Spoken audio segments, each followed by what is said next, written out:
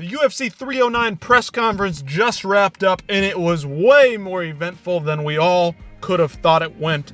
Let's take a look at all the stuff that went down. Quite a fun press conference, if I do say so myself.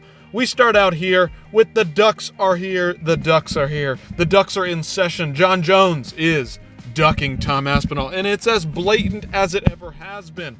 We gotta say here, Jon Jones coming in, talking a lot about Tom Aspinall, a potential fight with Tom Aspinall, not wanting to fight Tom Aspinall. Well, here we go. Things are getting started. And even the UFC official website is getting in on this Jon Jones stuff. I mean, they're posting it themselves, the ducking emoji from the UFC official page while waiting for the press conference to start.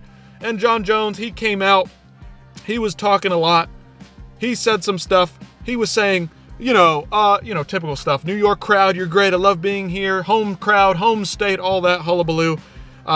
He talked about the bitch comment that Stipe made about him. Stipe responded saying, I'm sorry, blah, blah, blah. And then he gave a shout out to the fire department of New York. Dana addressed the gloves, said that the gloves are, that's it for the gloves.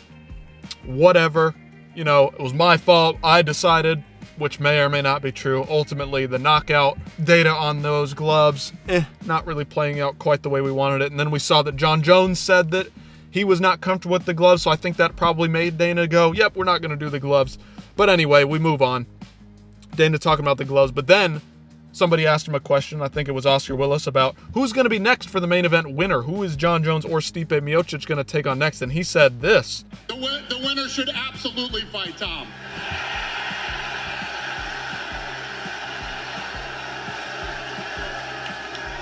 The crowd erupts. The crowd is going crazy because he just brought up Tom Aspinall.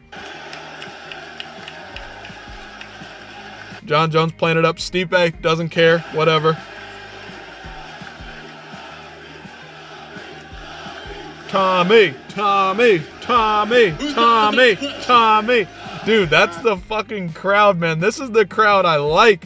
These guys are all about it. So we then move on after chanting about Tommy getting back in there. Like, the crowd knows. We all know what we want to see next. It's Tom Aspinall. Is Dana White turning on Jon Jones? He spent this entire last 6 months building up Jon Jones as the GOAT. Is now the time where he turns on him and uses Jon Jones as a promotional tool? Hell yeah, that's what he's supposed to do. He's the goddamn promoter. So anyway, Chandler gets asked a question. He's hyping up Charles Oliveira, saying Charles Oliveira is a fun fighter, nothing against him. Charles, of course, dripping with aura here. He's thankful. He's coming for blood. He's got all the aura tonight. I mean, it's just, this guy's dripping with class, dripping with aura. He's got the great red suit. I mean, it's fantastic.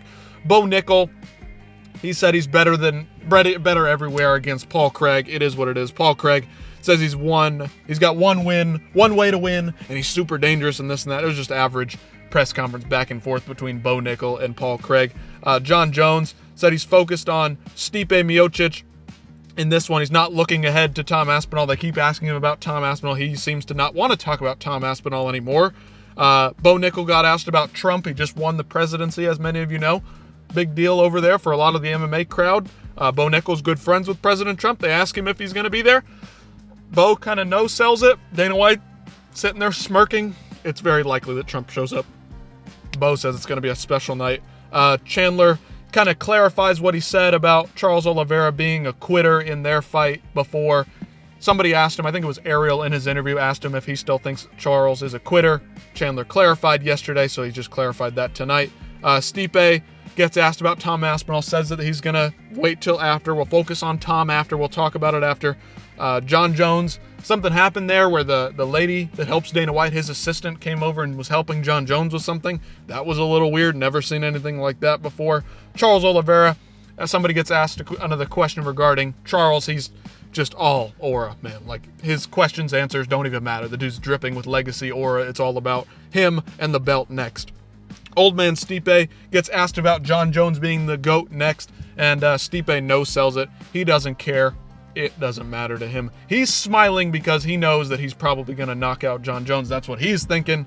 So I like that from Stipe there, breaking character a little bit, smiling. Chandler gets asked a question about 170, kind of no-sells it. I'm focused on Saturday night, as they all are, of course, but we know in the media week they're all answering questions in more detail. Jon Jones Somebody asked him, how do you want to be remembered? He says, I want to be seen as the guy who came, saw, and conquered. Good cliche one-liner there from John. Okay, buddy. Cool. Good for you. Chandler says he doesn't really care about Conor. They're asking about the Conor McGregor matchup. He doesn't really care anymore. He's ready to move on. He took 2 years off and never got the fight. It is what it is. John Jones got asked about the DC hullabaloo, all the mess with DC in the last couple of years. John Jones no-sells it. He's like, I just want to bury the hatchet. I'm the better man. I don't know why DC's so mad at me for, I ruined his career and knocked him out in front of his friends and family and destroyed any semblance this guy had at being the GOAT. But I don't know what. I didn't do anything to him. I wasn't on drugs when I beat him up. Like, shut up, John Jones. Come on. He is so narcissistic, it's ridiculous. He's been privileged and spoon-fed since the moment he came out of the womb. Stipe, back to Stipe, doesn't really care about the odds, ready to overcome the odds no matter what. And then Dana starts going in on the Nevada State Athletic Commission, saying they're the gold standard, except when the only time they weren't the gold standard is when they didn't like that John Jones had been pissing hot for drugs and they moved an event 6 days before the event happened, or that 12 to 6 elbows weren't legal back in the day.